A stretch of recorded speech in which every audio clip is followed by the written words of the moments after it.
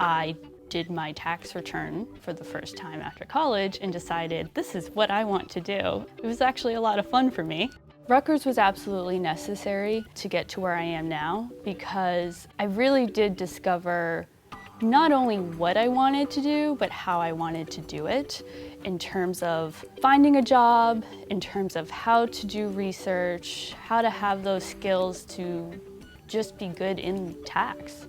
That program really had an emphasis on going out and finding the answers, not just being given the answers. The program taught you to take on challenges and to solve problems using the skills that you were taught by professors. I also have that credential. That master's program is on my resume and it's respected. I think between the respectability of the school as well as a personal drive that was really instilled into me at Rutgers, I was able to achieve a higher income.